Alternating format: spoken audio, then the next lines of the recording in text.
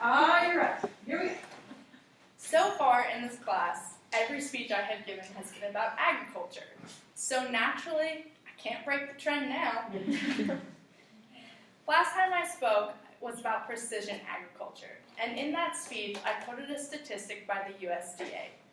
But since I can't even remember what I ate for breakfast 2 hours ago, the quote went like this. In 2016, the United States Department of Agriculture stated 41.2 million Americans are living in food-insecure households.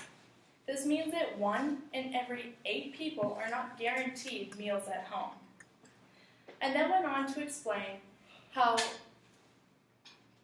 the food insecurity issue is mostly due to the rapidly increasing population of our world, and how that population is not meant to slow anytime in the next century, which presents a lot of problems for the agricultural industry. Tagging off this topic, currently there is only one effective solution for commercial farms to be able to create enough food: genetically modified crops. Genetically modified crops are produced from genetically modified organisms. Dr. Nigel Halford, author of Genetically Modified Crops, states that GMO is an organism or microorganism whose genetic material has been altered through means of genetic engineering or artificial selection.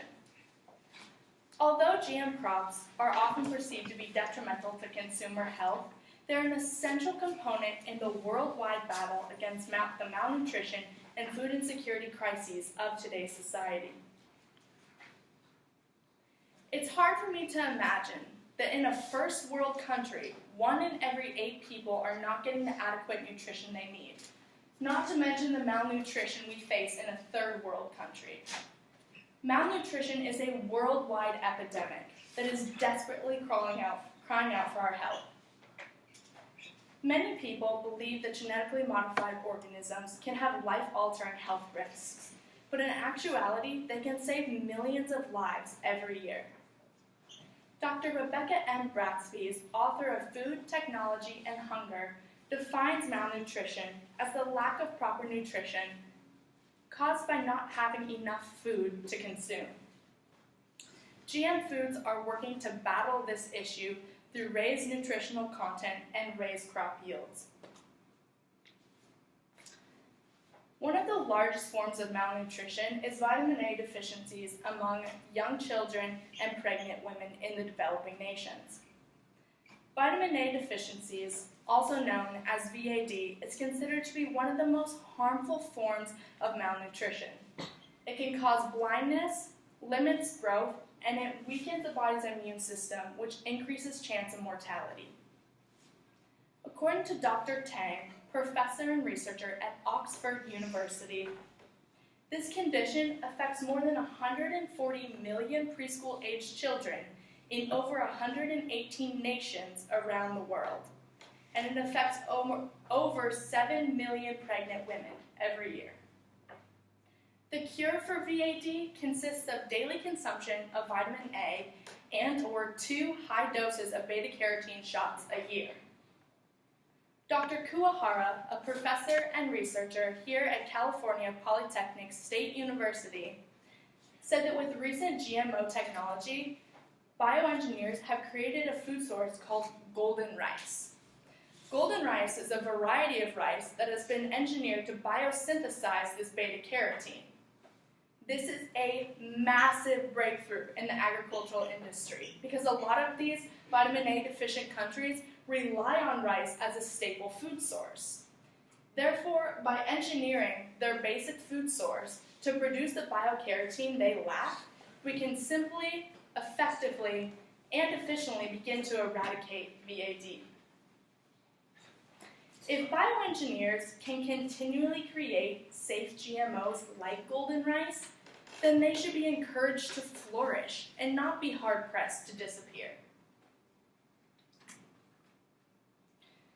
Dr. Melanie Somerville, a researcher and professor at the University of British Columbia, stated the other very prominent part of the malnutrition epidemic is due to the food insecurity, which comes from simply not being able to produce enough food to feed our rapidly increasing population.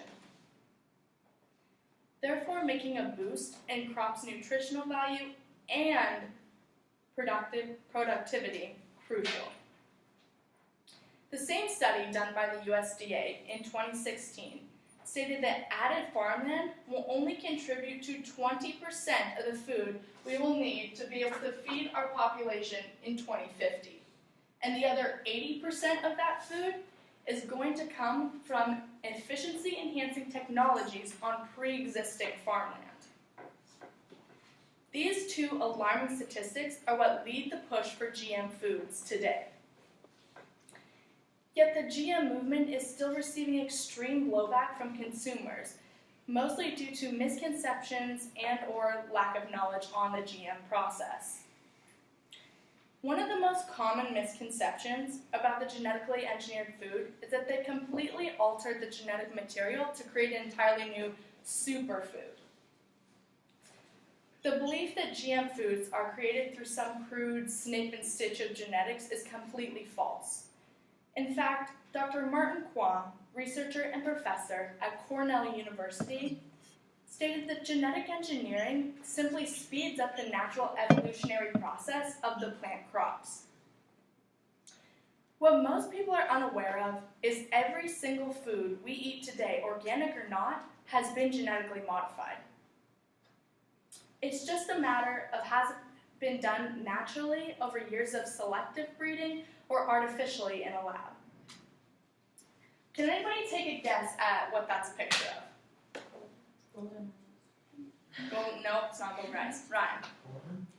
It's not corn. Wheat? It's wheat. Now this is the very, very first strand of wheat that was ever commercially farmed. Now somebody want to take a stab at what this is? Wheat. Wheat. It's not just wheat. It's 100% organic wheat, which means no human-induced genetic modification. My point? Every single food we eat, organic or not, has been genetically modified. This transition has happened over hundreds of years. We don't have hundreds of years to feed our population. We have a year, 2 years, max. That's why GMOs are necessary. Now, I'm not talking about the mad scientist in his basement making a tomato glow in the dark. I'm talking about this, right here, wheat. All GM foods consist of is slightly altering the genome by deduction to make the plant more resistible to the environment and more sustainable. Genetic modification just allows the agricultural engineer to speed up the evolutionary process in order to create a larger, more sustainable crop yield. Now all of you are sitting in your seats thinking, great, thank you for the education on genetic modification, but what am I going to do with this? So here's how you can help. Be slow to support your 100% organic movement and support your bioengineers. GMOs have been coined detrimental due to their snip and stitch reputation. But anyone that can say that a GM crop that could potentially prevent over 200 million deaths every year is detrimental is clearly not thinking rationally. So I challenge everyone in this room to please get behind the GM movement, because 15 years down the road, GMOs are what's going to prevent our children from looking like this little boy.